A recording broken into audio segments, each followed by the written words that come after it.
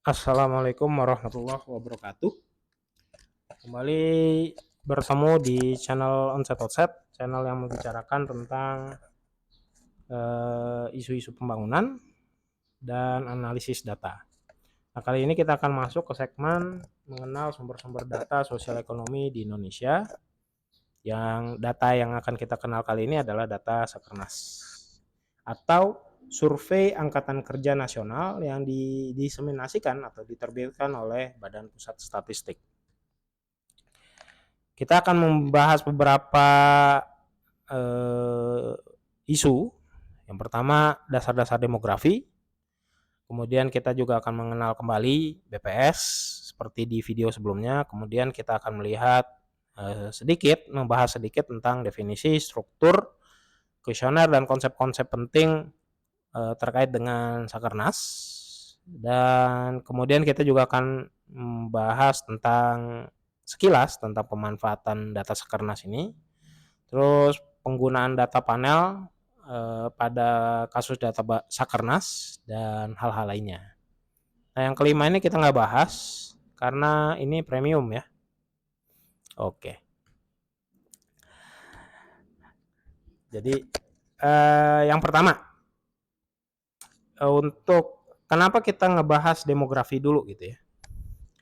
Jadi paling gampang sebelum kita masuk ke pembahasan tentang Sakernas, saya mau nggambarin ada satu buku yang jadi rujukan para pembelajar demografi atau orang-orang yang bergerak di bidang demografi. Itu ada satu buku yang menurut saya itu ya buku dasar dan buku wajib lah gitu di Indonesia. Itu buku lama, terbitnya tahun 1981, cuman dicetak ulang sampai tahun 2007 saya dapatnya ini. Judul bukunya itu Dasar-Dasar Demografi, terbitan Lembaga Demografi UI. Nah, jadi di dalam buku ini yang saya mau soroti adalah di dalam buku ini terdiri dari 12 bab. Nah, 11 bab diantaranya itu ngebahas hal-hal atau isu-isu yang terkait dengan demografi itu sendiri gitu. Demografi itu apa sih? Demografi ya gampangnya itu ilmu yang mempelajari persoalan dan keadaan perubahan penduduk terkait kelahiran, kematian, migrasi maupun hal-hal lainnya gitu ya. Mobilitas sosial, perkawinan dan sebagainya gitu. Nah, cuman yang saya mau soroti adalah di dalam buku tadi itu ada 11 bab yang terdiri dari struktur persebaran penduduk, sumber dan evaluasi data penduduk, dan seterusnya. Nah, yang menarik adalah salah satu bab itu mencantumkan pembahasan tentang angkatan kerja gitu ya. Jadi kalau dari buku ini saja kita melihat bahwa isu tentang angkatan kerja itu adalah isu yang masuk di dalam pembahasan ilmu demografi gitu ya. Walaupun di dalam ilmu ekonomi itu juga ada juga gitu ya. Kalau paling gampang kalau di ekonomi itu kita ngelihat teori tentang produktivitas gitu. Misalnya teori Solow gitu ya. Itu kan tenaga kerja salah satu variabel di samping variabel teknologi dan kapital misalnya gitu ya. Nah, kalau di demografi itu ya seperti ini gitu. Dia masuk salah satu pembahasan dari berbagai pembahasan tentang kependudukan. Ya, jadi seperti itu. Nah, cuman kenapa kita perlu merevisit definisi dari demografi segala gini ya? Karena kenapa? Karena ketika kita mengolah data, terutama ketika kita membahas tentang isu-isu ketenaga kerjaan dan nantinya kita hands on ke data ketenaga kerjaan, kita soalnya akan berhadapan dengan definisi-definisi tertentu yang disepakati di dalam ilmu-ilmu demografi gitu, di dalam ilmu demografi gitu ya. Nah, di dalam buku ini contohnya ya disebutkan bahwa di dalam bab terkait ketenagakerjaan tadi itu disebutkan ada 3 indikator utama yang menjadi pembahasan pokok dalam isu ketenagakerjaan. Jadi yang pertama itu adalah indikator tentang tenaga kerja atau manpower, kemudian ada indikator angkatan kerja atau labor force. Nah, kemudian ada indikator bukan angkatan kerja, not in labor force gitu ya. Nah, tentunya kita kan nggak bisa ngarang-ngarang sendiri gitu. Apa sih definisi tenaga kerja gitu kan? Nggak ada pertanyaan apa di dalam survei-survei itu biasanya ditanyain gitu. Apakah Anda tenaga kerja gitu kan? Itu nggak ada pertanyaan biasanya. Lain halnya kalau misalnya kita ketemu dengan data-data sosial ekonomi lain, misalnya Sakernas gitu kan. Pertanyaannya kan lebih mudah gitu. Misalnya, apakah Anda pernah sakit gitu ya? Itu ada pertanyaan seperti itu. Apakah dalam seminggu Anda pernah sakit gitu ya? Itu ada. Nah, kalau orang yang pernah sakit itu bisa langsung diolah tuh. Misalnya di dalam satu kota ada ketika ditanya ada 100 penduduk dan 50 ketika ditanya apakah pernah sakit, 50 menjawab pernah gitu ya.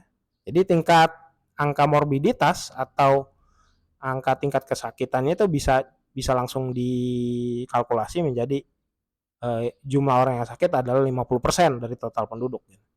Nah, kalau tenaga kerja kan nggak bisa gitu ya. Dia harus ada indikator-indikator tertentu yang perlu kita klasifikasikan dari dari karakteristik ketenaga kerjaan dimiliki seorang gitu ya. Karena nggak ada pertanyaan tuh apakah Anda tenaga kerja, enggak. Pertanyaannya adalah apakah Anda berumur sekian atau berumur antara sekian sampai sekian gitu ya. Jadi seperti itu. Nah, itu yang menantang sebenarnya ketika kita mengolah tentang data ketenaga kerjaan. Nah, di dalam buku itu disebutkan bahwa tenaga kerja itu adalah penduduk usia kerja yang berumur 15 sampai 64 tahun. Nah, kalau angkatan kerja atau labor force itu adalah bagian dari tenaga kerja yang sungguhnya terlibat atau berusaha untuk terlibat dalam kegiatan produktif yang memproduksi barang dan jasa. Dan kalau yang bukan angkatan kerja adalah bagian dari tenaga kerja yang tidak bekerja ataupun mencari kerja gitu ya. Jadi klasifikasinya itu menurut saya agak lebih menantang dibandingkan ketika kita ngolah data selain data ketenaga kerjaan gitu. Makanya itulah pentingnya kenapa kita mesti revisit teori-teori dasar tentang demografi, dalam hal ini ketenaga kerjaan. Nah, bukan ingin memperumit, cuman kalau di buku tersebut digambarkan bahwa untuk menganalisis ketenaga kerjaan gampangnya itu bisa dilihat berdasarkan pohon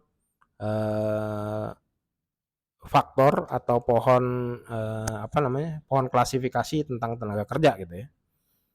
Jadi semestanya itu adalah penduduk. Jadi di dalam penduduk itu nanti akan kita coba analisis, pisahkan siapa orang yang penduduk dalam usia kerja dan penduduk di luar kerja. Yang penduduk di luar kerja ini juga nanti akan ada usia di bawah usia kerja, di atas usia kerja, dan seterusnya.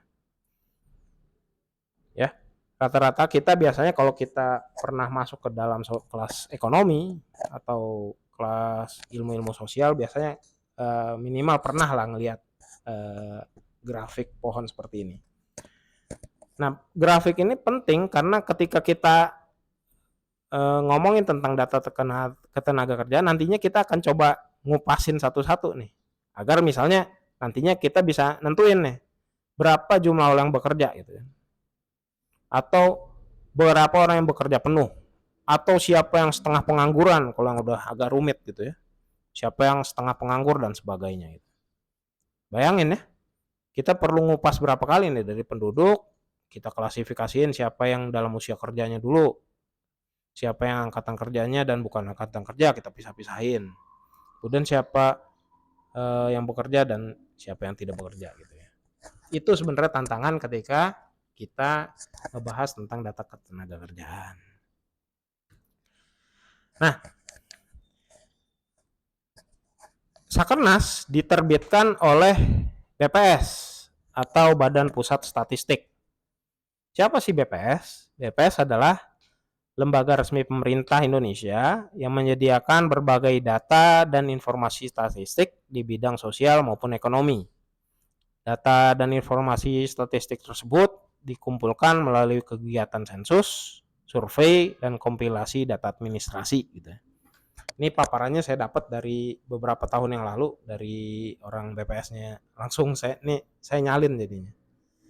Nah, beliau memaparkan ini mengutip dari PP nomor 16 tahun 1997, itu mengatakan bahwa BPS dalam menghasilkan data itu bisa dibagi menjadi 3 jenis. Jadi ada statistik dasar. Jadi produk-produknya Bappenas tuh ya, BPS itu ada statistik dasar, statistik sektoral, dan statistik khusus. Statistik dasar itu apa? Statistik dasar itu ya data-data dasar ya, indikator-indikator dasar gitu. Sosial, ekonomi. Kalau sekarang tuh kalau kita lihat di websitenya ada widget tentang lingkungan. Kalau dulu pertanian gitu. Nah, itu yang memang dikerjakan oleh internal BPS. Jadi orang-orang BPS itu memang mereka mempunyai tugas pokok untuk menghasilkan data-data dasar ini gitu. Nah, ada juga yang dihasilkan oleh si BPS ini data-data yang namanya statistik sektoral. Itu adalah data-data yang dikerjasamakan atau oleh kementerian gitu, atau kementerian meminta bantuan dari BPS karena mereka jago ya olah datanya gitu ya. Minta dong tolong dipandu metodologinya, pengumpulannya dan sebagainya, indikator-indikator dan sebagainya. Nah, kalau dengan kementerian itu namanya statistik sektoral. Ada juga statistik khusus. Jadi statistik khusus itu adalah statistik atau data-data yang dikerjakan oleh lembaga lainnya, baik itu dari dalam maupun luar negeri gitu ya. Nah, sebelum kita masuk ke pembahasan tentang produk-produk dari BPS, itu ada baiknya kita coba ada refresh dulu tentang data makro dan data mikro. Ini untuk merefresh kita aja.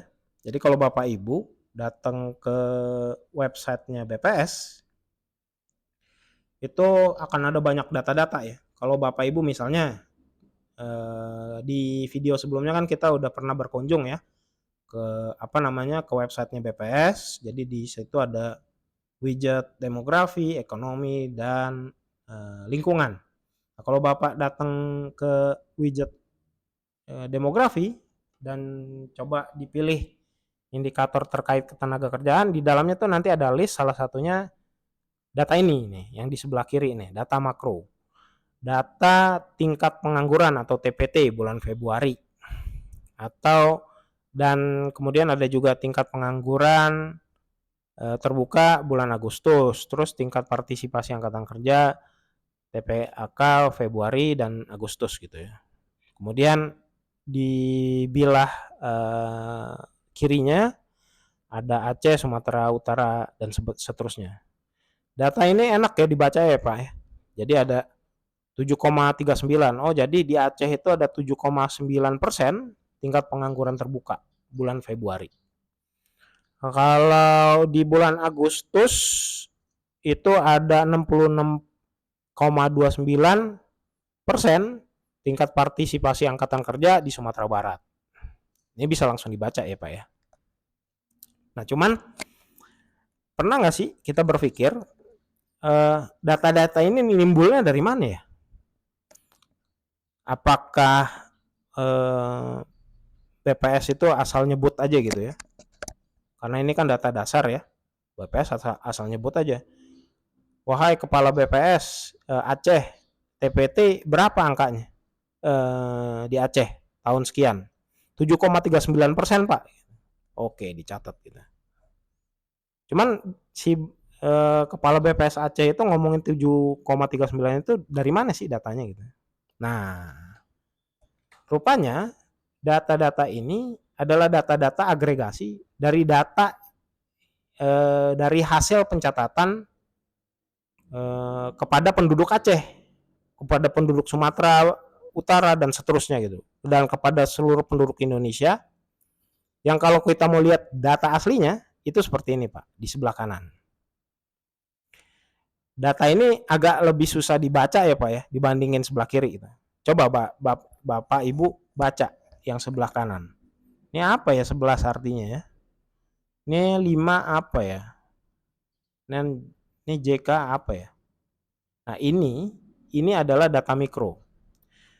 Paling gampangnya kalau Bapak Ibu dalam skop yang lebih kecil, Bapak Ibu pasti pernah lihat ya. Kalau Bapak Ibu dulu bikin skripsi atau penelitian atau pernah ikut di dalam suatu survei, ini kan lebih mirip data-data itu ya. Data survei atau data penelitian di skripsi kita zaman dulu gitu ya. Jadi ini satu ini adalah satu observasi gitu. Ini nomor 2 ini satu observasi. Ini dikumpulin nih sampai sekian banyak gitu ke bawah ya. Nah, ini data mikro ini adalah data yang ngebentuk data makro tadi. Ini yang saya capture gambarnya adalah gambar data Sakernas. Jadi Sakernas itu adalah data survei yang nanyain tuh Pak, mulai dari di seluruh Indonesia, dia ambil beberapa sampelnya karena dia survei ya, ditanyain nanti satu-satu status pekerjaannya apa, apakah sedang mencari kerja dan sebagainya, ditanyain satu-satu. Jadi ini bisa jadi ini namanya Budi, ini namanya Dewi dan seterusnya. Dan jangan-jangan kalau kita sempat dapat pernah ikut berpartisipasi ada jangan-jangan ada kita di sini gitu. Jadi satu baris ini adalah informasi dari satu orang. Nah, 11 ini misalnya adalah kode untuk Aceh ya. Jadi data 7,39 ini adalah data agregasi dari 11 ini untuk yang statusnya menganggur. Jadi paling gampangnya adalah data mikro adalah data yang memberikan informasi detail terkait individu, rumah tangga, usaha, atau data lainnya. Nah, data ini punya keunggulan dan punya kekurangan tentunya. Kalau keunggulannya, data ini lebih fleksibel, jadi Bapak bisa mengartikulasikan berbagai hal, bisa menggali secara lebih dalam informasi-informasi yang di dalamnya sesuai dengan tujuan Bapak selama variabelnya tersedia. Cuman kekurangannya itu nggak bisa langsung dibaca, dia mesti diolah dulu. Nah, kalau yang data sebelah kiri ini data makro. Jadi data makro ini umumnya adalah agregasi dari data mikro. Kelebihannya apa? Dia bisa lebih cepat dibaca ya Pak ya. Seperti barusan tuh, kita bisa lebih cepat bisa ngebaca gitu. Cuman masalahnya adalah ya udah kalau sudah keluar hasil agregatnya begini, kita nggak bisa nih gali informasi lebih lanjut gitu. Misalnya tingkat pengangguran terbuka di Aceh, yang pekerjaannya yang berasal dari keluarga tani siapa aja, berapa orang gitu, nggak bisa. Nah, yang bisanya ngambil dari data mikro ini. Nah, nanti di Sakernas kita akan ngebahas data Sakernas ya data mikro ini gitu. Jadi seperti itu ya Pak ya. Oke, balik lagi ke BPS. Jadi si BPS itu dia banyak menghasilkan data-data terutama data mikro gitu ya. Data mikro itu baik itu berbentuk sensus, survei maupun kompilasi administrasi gitu. Data-data apa sih yang dihasilkan oleh BPS? Ini tahun paparan ini tahun 2017 ya, 2014-an gitu. Ini kurang lebih sama pejabat BPS-nya itu ditampilkan beberapa contoh data-data yang dihasilkan oleh si BPS seperti ini. Jadi ada sensus ekonomi, sensus pertanian, PDB, IHK, industri, dan sebagainya. Kalau data Kesra itu ada sensus penduduk, Susenas, dan salah satunya Sakernas. Jadi seperti itu. Nah, selanjutnya baru kita sekarang masuk ke Sakernas. Sakernas itu apa sih? Sakernas itu adalah survei yang diselenggarakan oleh Sakernas adalah survei Angkatan Kerja Nasional. Itu dulu singkatannya. Nah, survei ini diselenggarakan oleh BPS yang dirancang khusus untuk mengumpulkan data ketenagakerjaan. Jadi secara khusus dia ngomongin ketenagakerjaan. Walaupun sebenarnya di BPS sendiri setahu saya data informasi tentang ketenaga kerjaan, informasinya ya, itu ada juga di produk-produk BPS yang lainnya, kayak di Supas, di survei penduduk antar sensus, atau di sensus penduduk itu sendiri, atau di survei sosial ekonomi nasional gitu ya. Jadi seperti itu gitu ya. Nah, kalau untuk Sakernas sendiri, cuman tentunya Sakernas lebih dalam informasinya terkait dengan indikator-indikator ketenaga kerjaan tersebut gitu ya. Kalau di Susenas misalnya ya, memang ada, kita bisa tuh misalnya nganalisis tingkat pengangguran terbuka gitu. Cuman ketika kita mau nganalisis lebih lanjut, tentunya nggak sedalam dengan di Sakernas. Dan tentunya ketika kita melakukan analisis inferensial, misalnya melakukan regresi gitu ya, variabel-variabel yang akan jadi yang akan kita korelasikan tentunya kalau di Susenas kan terkait kebutuhan dasar ya atau status sosial ekonomi. Kalau di Sakernas memang ya terkait indikator-indikator ketenaga kerjaan seperti jam kerja, tingkat pendapatan dan seterusnya gitu ya. Nah, Sakernas sendiri itu dilaksanakan secara semester. Ini yang terakhir ya. Itu semester satunya itu bulan Februari dan semester 2-nya itu bulan Agustus. Nah, hingga saat ini Sakernas telah mengalami berbagai perubahan baik waktu pelaksanaan, level estimasi, cakupan maupun metodologi. Jadi memang agak dinamis gitu ya. Ya menyesuaikan dengan tuntutan kebijakan maupun tuntutan dari kondisi sosial ekonomi yang terjadi di masyarakat maupun kebutuhan untuk merelevansikan dengan teknologi-teknologi statistik yang terbaru tentunya ya. Nah, tujuannya si Sakernas ini secara umum menyediakan data pokok ketenagakerjaan yang berkesinambungan dan yang secara khusus agar bisa diperoleh estimasi data jumlah penduduk bekerja, jumlah pengangguran, indikator ketenagakerjaan lainnya serta perkembangan yang representatif di tingkat nasional dan provinsi. Nah, keterangan yang dikumpulkan di dalam Sakernas ini adalah keterangan-keterangan pokok yang berkaitan dengan ketenagakerjaan,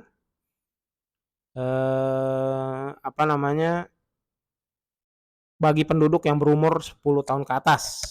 Meskipun yang ditampilkan nantinya itu hanya penduduk yang 15 tahun ke atas saja gitu. Jadi nanti kalau Bapak buka di dalam data raw-nya, data mikronya tadi, yang ditampilin di tabelnya tuh ya cuma yang penduduk 15 tahun ke atas saja gitu. Walaupun yang ditanyain tuh 10 tahun juga masuk gitu. Kalau saya ngelihat data-data kalau nggak salah ya tahun 2011-an itu masih ada tuh yang penduduk 10 tahun, usianya 10 tahun. Nah, di situ kita bisa analisis tuh pekerja di bawah umur gitu ya. Cuman terakhir itu cuman yang 15 tahun ke atas aja gitu. Cuman mohon dikoreksi kalau misalnya saya salah gitu. Nah, yang ditanyain itu kurang lebih ya terkait keterangan identitas dari rumah tangga, kemudian kegiatan selama seminggu yang lalu. Nah, yang terkait keterangan seminggu yang lalu ini dibagi dua. Kalau yang bekerja itu nanti ditanyain tuh jumlah hari kerjanya, jam kerjanya, jenis pekerjaannya, statusnya, upah, gajinya, dan seterusnya. Kemudian kalau yang masih mencari kerja atau sedang mempersiapkan usaha, berarti dia apa namanya, masuk ke kategori bisa jadi tidak bekerja ya. Kemudian alasan utama mencari pekerjaan, upaya yang dilakukan, lama waktu mencari pekerjaan, terus jenis pekerjaan yang dicari gitu. Ini di dalam rumah tangga itu masing-masing individunya itu ditanyain nantinya. Jadi bukan kepala keluarganya doang, individunya gitu. Nah, kalau di tahun 2001, 2021 itu datanya kurang lebih yang di dalam kuesioner itu dibagi menjadi 7 kelompok, 6, 7, 8 kelompok, terdiri dari 10 halaman tuh kuesionernya. Ini yang pertanyaan intinya ya. Jadi ada pengenalan tempat, daftar anggota keluarganya siapa aja, terus yang anggota yang di atas 5 tahun, keterangan umumnya ya, kemudian kegiatan mencari pekerjaannya, kemudian pengalaman kerja, kemudian ada juga pengalaman kerja di luar negeri, kegiatan lain, dan ada satu lagi nih yang agak mencolok adalah program kartu prakerja gitu ya. Sementara tahun 2017 itu cuman ada 7 kelompok outline-nya dari 6 halaman. Jadi memang di semenjak tahun 2020 itu ada penambahan pertanyaan, terutama ketika mau mengcapture apa namanya, dampak dari COVID-19 ya, mulai dari 2020 tuh terkait ketenagakerjaan. Makanya muncul salah satu outline-nya itu kelompok pertanyaan terkait program kartu prakerja gitu. Dan juga nanti di dalamnya tuh ada juga pertanyaan terkait apakah pernah memperoleh pelatihan pekerjaan gitu ya. Cuman pada prinsipnya ya, kembali lagi seperti yang sudah kita jelaskan di atas bahwa Sakernas itu nanti tidak akan jauh-jauh dari pertanyaan-pertanyaan terkait angkatan kerja, labor force, tenaga kerja, apakah dia termasuk tenaga kerja penduduk 15 sampai 64, kemudian apakah dia apa namanya sedang bekerja atau tidak bekerja atau pengangguran, atau dia bukan termasuk angkatan kerja, bukan di dalam labor force gitu. Jadi kurang lebih walaupun outline-nya berbeda-beda seperti ini, ada beberapa pertanyaan pokok di sepanjang tahun gitu. Jadi walaupun misalnya nih di tahun 2021 pertanyaan terkait apakah sedang mempersiapkan usahanya di dalam atau misalnya gini ya, pengalaman kerjanya berapa tahun gitu ya. Itu di 2021 ada kelompok tentang pengalaman kerja gitu. Yang pertanyaannya terkait tentang sudah bekerja berapa tahun gitu. Pertanyaan tentang berapa tahun kerja itu juga ada juga di pekerjaan utama. Nah, bedanya nih kurang lebih fisiknya kayak begini nih. Kalau untuk yang kuesioner 2020 ke atas itu seperti ini. Ya lebih apa namanya? Lebih lebar ya. Nah, kalau yang 2027 2017 gini dia. Satu kertas ada 2 pertanyaan. Bayangin aja ya kalau yang ini 10 halaman, ini 6 halaman aja, itu tentu akan banyak pertanyaan yang ada di sini gitu ya. Nah, selanjutnya di dalam tadi kan kita sudah di awal sudah ngasih penekanan bahwa susahnya ketika kita mengolah data ketenagakerjaan adalah kita perlu memiliki pakem atau standar terhadap konsep-konsep tentang ketenagakerjaan. Nah, saya coba tampilkan di sini. Ini saya ambil dari apa namanya websitenya BPS Kabupaten Boyolali. Jadi ada beberapa konsep ketenagakerjaan yang bisa kita gunakan dan kita bisa eksplorasi menggunakan data Sakernas gitu ya. Itu ada terkait penduduk usia kerja. Jadi adalah penduduk usia 15 tahun dan lebih gitu ya. Kemudian adalah penduduk yang termasuk angkatan kerja, yaitu penduduk usia kerja 15 tahun dan lebih yang bekerja atau punya pekerjaan namun sementara tidak bekerja dan pengangguran gitu ya. Dan ada lagi penduduk yang termasuk bukan angkatan kerja, yaitu penduduk usia kerja 15 tahun dan lebih yang masih di sekolah, mengurus rumah tangga atau melaksanakan kegiatan lainnya selain kegiatan pribadi. Nah, kalau bekerja beda lagi. Bekerja adalah kegiatan ekonomi yang dilakukan oleh seorang dengan maksud memperoleh atau membantu memperoleh pendapatan atau keuntungan paling sedikit 1 jam tidak terputus dalam seminggu yang lalu. Kemudian kegiatan tersebut termasuk pola kegiatan pekerjaan tak dibayar yang membantu dalam suatu usaha atau kegiatan ekonomi. Nah, apa namanya, terminologi dan definisinya ini perlu kita catat. Karena apa? Karena nanti ketika kita menganalisis data Sakernas, kita perlu tuh apa namanya melakukan pengklasifikasian datanya menggunakan definisi-definisi ini. Gitu. Jadi seperti itu.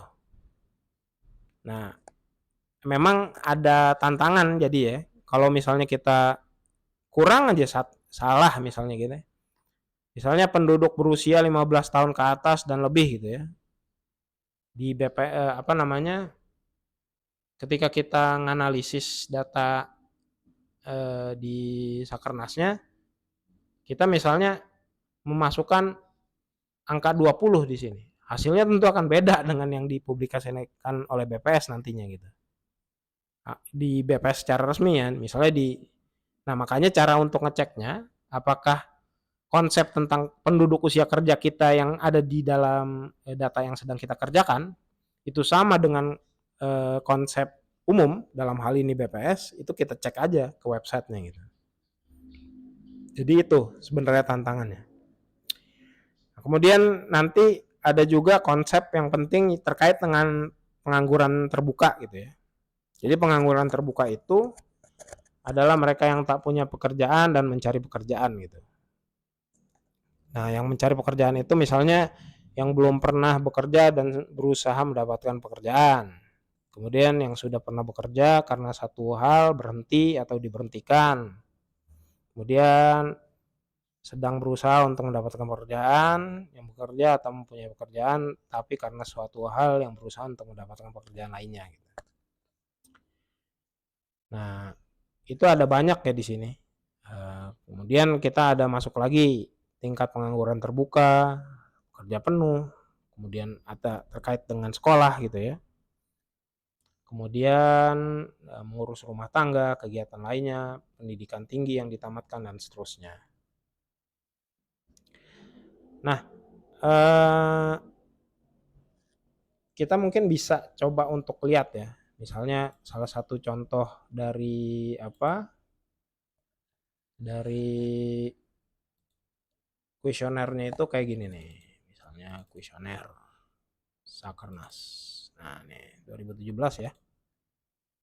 Nah, misalnya gini ya, kayak misalnya ketika kita mau masuk apa namanya?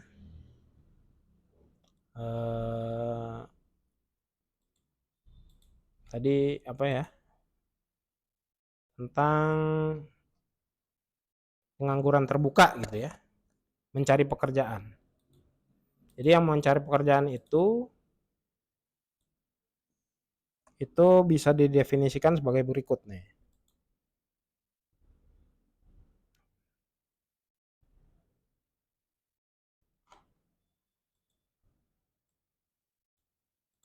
Oke, mencari pekerjaan.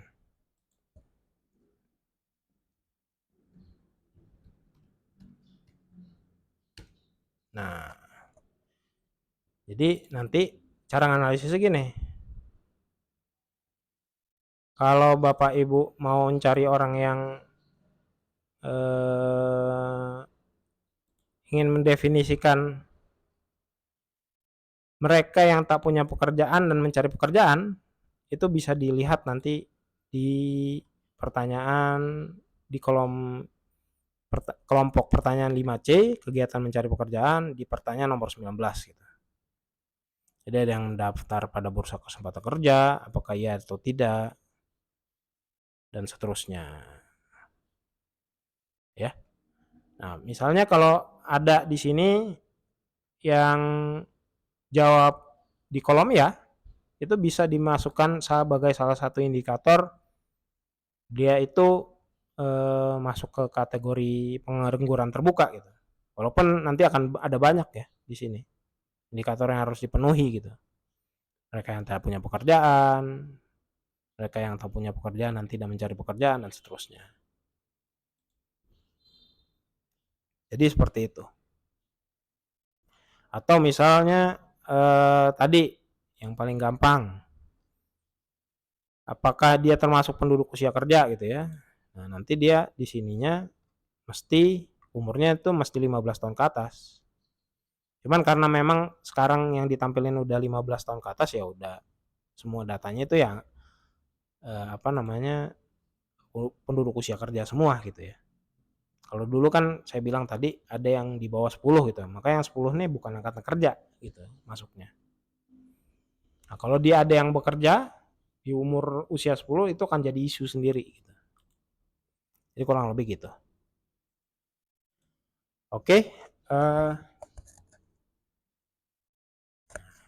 kita masuk lagi. Jadi ada beberapa apa namanya konsep penting ya yang perlu kita pahami ketika kita mengelola data Sakernas ini. Kemudian tadi ada TPT sampai pendidikan yang tertinggi yang ditamatkan. Kemudian juga ada jumlah jam kerja, lapangan kerja, jenis jabatan, upah atau gaji bersih dan seterusnya. Nah, kemudian status pekerjaan, berusaha apakah dia berusaha sendiri? Ya, berusaha sendiri itu apa sih? Yaitu bekerja atau berusaha dengan menggunakan risiko secara ekonomis gitu ya. Dan seterusnya. Nah, majikan dan seterusnya ya. Nah, ini adalah sejarah Sakernas dan ada apa namanya? Kita akan selanjutnya kita melihat bagaimana pemanfaatan dan hal-hal lain terkait Sakernas ini. Yang pertama kita bahas sejarah Sakernas dulu gitu. Jadi Sakernas itu pertama kali diseminasikan tahun 1976. Cuman dia mengalami berbagai perubahan dan justifikasi ya selama tahun-tahun tersebut sampai kemarin. Itu kalau yang tahun 1986 sampai 93 itu dilakukan triwulanan. Jadi setahun 3 kali, Pak. Kalau di 94 sampai 2001 secara tahunan setiap Agustus sekali dia jadinya. Nah, kemudian untuk tahun 2002 sampai 2004 dia balik lagi ke triwulanan. 2005 2010 balik lagi ke semesteran gitu ya. Nah, di 11 sampai 15 itu dilakukan 4 kali bahkan ya. Februari, Mei, Agustus, November. Kemudian 2016 kedalamannya hanya sampai provinsi. Jadi kalau yang sebelumnya itu sempat sampai kabupaten, 2016 itu apa namanya? Kedalamannya sampai provinsi aja gitu. Nah, pas tahun 2020 kemarin disesuaikan lagi gitu ya. Jadi seperti tadi yang kita coba lihat, kelompok pertanyaannya itu ada pertanyaan terkait COVID dan juga ada program kartu prakerja di sana gitu. Nah, juga dia juga udah mulai menerapkan ICLS 13 gitu. ICLS itu apa sih? ICLS itu salah satu konsensus terkait pengelolaan data statistik ketenagakerjaan oleh ILO, gampangnya gitu deh. Nanti Bapak Ibu bisa googling gitu. Nah, ini kita ngelihat dinamika dan justifikasi yang dilakukan oleh BPS terkait data Sakernas itu sebenarnya kita sebagai user, sebagai pengguna itu hendaknya menggunakan secara bijak, bahwa ketika kita menghadapi data yang mengalami berbagai penyempurnaan ini, tentunya kita perlu juga menyesuaikan dengan jenis atau tipe penelitian kita, Bapak Ibu. Jadi misalnya kayak tadi misalnya salah satu contoh gitu. Misalnya tahun ini definisi tentang majikan itu berubah gitu ya. Ya tentunya ketika kita mengelola data itu kan tentunya perlu dilakukan justifikasi terhadap definisi majikan di dalam penelitian kita. Jadi misalnya kalau kita mengelola data ini secara panel, tentunya nanti justifikasi itu akan terasa banget kan. Jadi memang apakah nantinya kita melakukan redefinisi di dalam data kita atau sebagainya dan sebagainya gitu. Cuman ya itulah tantangan ketika kita sebagai peneliti ya dalam menggunakan data apapun. Nah ini sedikit gambaran tentang bagaimana jenis-jenis atau jumlah pertanyaan yang kita punya yang ada di Sakernas gitu ya. Nah, terkait pemanfaatan data panel, data Sakernas. Jadi data Sakernas ini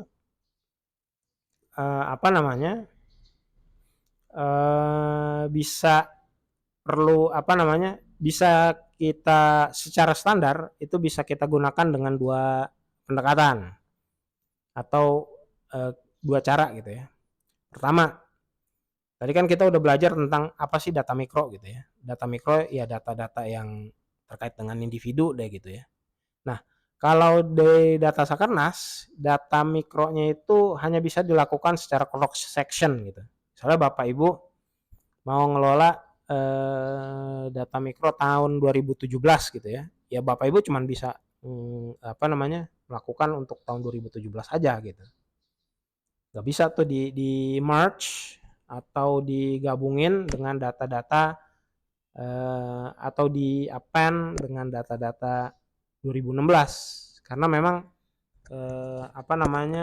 skema atau framework survei yang dilakukan BPS tidak menunjang untuk melakukan analisis data panel di level mikro gitu. Nah, cuman kalau Bapak Ibu ada kepentingan untuk melakukan analisis data panel itu perlu dahulu ditransformasikan ke level makro, misalnya ke level kabupaten atau provinsi atau nasional. Jadi seperti itu. Ya tentunya masing-masing ada kelebihan dan kekurangannya ya. Itu balik lagi sebagai user kita harus menyesuaikan dengan data yang ada. Nah kemudian tadi di awal kita kan sudah berbicara bahwa di BPS data-data tentang ketenagakerjaan itu sebenarnya nggak hanya di Sakernas doang. Jadi ada di sensus penduduk, Supas atau survei penduduk antar sensus, ada di Susenas dan ada di Sakernas itu sendiri.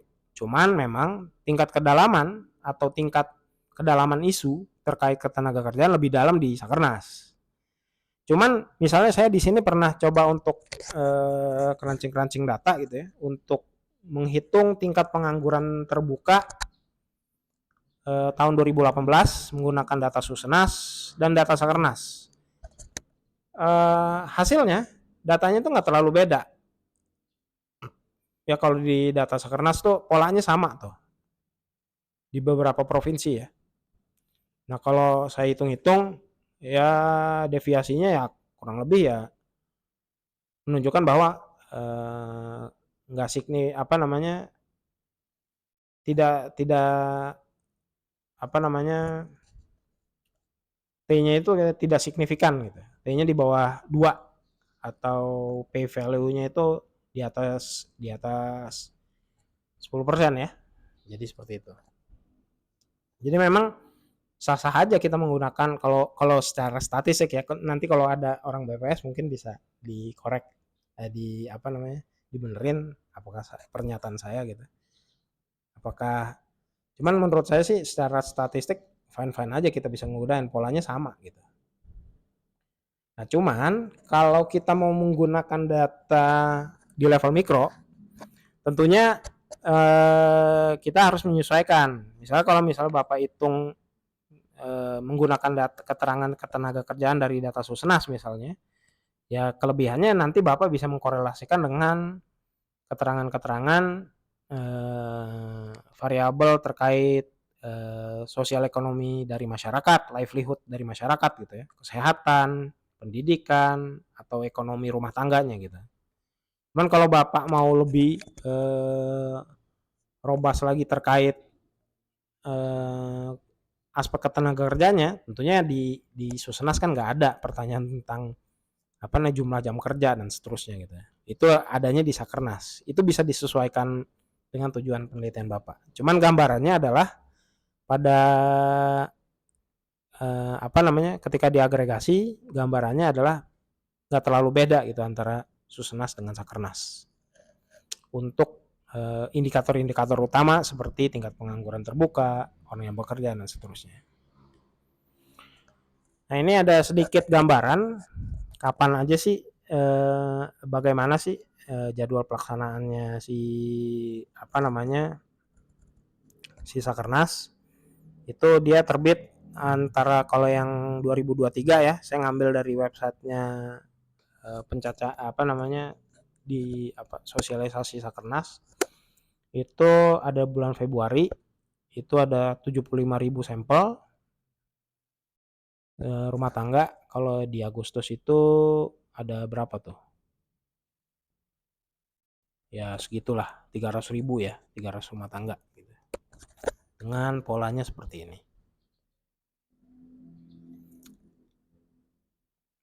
Nah, gimana sih cara dapat data Sakernas? Ya setahu saya sebagai user, jadi yang pertama itu kita bisa mengakses data melalui Silastik. Jadi bisa Bapak telepon orang BPS-nya untuk bagaimana cara ngedapetin data Sakernas ini. Harganya sekian. Ini saya dapat di download dari websitenya BPS juga. Jadi atau Bapak bisa menggunakan skema lain, bisa mengakses melalui institusi tempat Bapak bekerja atau bekerja sama, baik itu universitas atau kantor-kantor pemerintahan dan sebagainya. Atau ada skema-skema lain yang mungkin saya nggak tahu gitu ya. Jadi seperti itu. Nah, mungkin itu Bapak Ibu sekitar sekilas pengenalan mengenai Sakernas. Mohon maaf saya kalau ada salah-salah kata.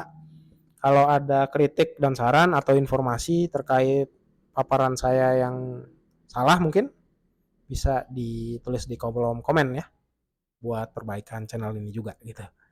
Makasih sebelumnya. Demikian. Assalamualaikum warahmatullahi wabarakatuh.